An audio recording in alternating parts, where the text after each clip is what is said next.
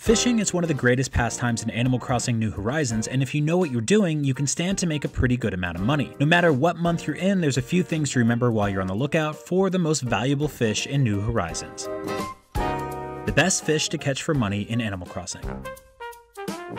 Remember that unlike bug hunting, you can't really tell what fish you're going to catch, and they can range from a whopping 15k bells to a pathetic 100 bells, so you'll really need to know what fish you're looking for when they appear and how big their shadows are. If you're looking for rare fish, you'll also want to stock up on fish bait, which can be gathered by digging up clams on the beach, so just look for the water squirts coming out of the sand. Of all the rare and valuable fish, only one appears at all times, all year round, but with one condition. It has to be raining. If it's raining in either your town, a mystery island, or even a friend's town, be sure to look for the mighty coelacanth in the ocean. Their shadow is only slightly larger than those damn sea bass, so it can be hard to differentiate, but the 15,000 bell sell price is well worth it. Only one other year-round fish is that valuable, the barrel eye, but it only casts its fairly small shadow between 9 p.m. and 4 a.m. in the ocean, which will be competing constantly against other tiny ocean fish, which may not be a worthwhile endeavor. While you're out checking out the seas, be on the lookout for fins. Fins mean sharks, usually, and they'll show up during the summer months in the northern hemisphere and from December to February in the southern hemisphere, and always in the evening to morning. Sharks, like the great white, whale, saw, and even hammerhead, range from 8,000 bells onward, so they're always worth catching. Even the finned ocean sunfish is still worth 4,000, so even if you get fooled, you're still making a profit. Finally, always wander by the pier sections of your island and look for big shadows. Depending on the month, you can either find a marlin or tuna at all times of the day, and they're worth 10,000 and 7,000 respectively. Before moving inland, let's talk about the river mouth. It's the area where your island rivers empty into the sea, and you can see the distinctive rocks below the water that marks the river mouth. Only one fish specifically spawns here all day, the sturgeon, and it's worth 10,000. Of course, it also shares its spawn with other river fish, but if you have trouble trying to isolate its big shadow, you can always use the Island Designer app's waterscaping feature to cut off the river and leave only the mouth, which you can easily check or toss bait into for a better chance of getting the sturgeon. While there's a couple of other valuable fish that can get lost among the rabble in the rivers, the two biggest ones to look for are the golden trout and stringfish. Both are only found on the clifftop rivers, meaning the second and third tier elevations on your island, on the rivers where the waterfalls are and the pools where the rivers form. Some players have even claimed to found them in closed off ponds on higher elevations, but we haven't been so lucky yet. The stringfish has a shadow only slightly larger than the black bass, while the trout is a bit smaller, so trying to find the right size can be a pain. Be sure to stay on the lookout from 4 p.m. to 9 a.m. for the stringfish from December to March in the northern hemisphere, or June to September down south. Meanwhile, the golden trout alternates appear in the spring and fall months for both the northern and southern hemispheres.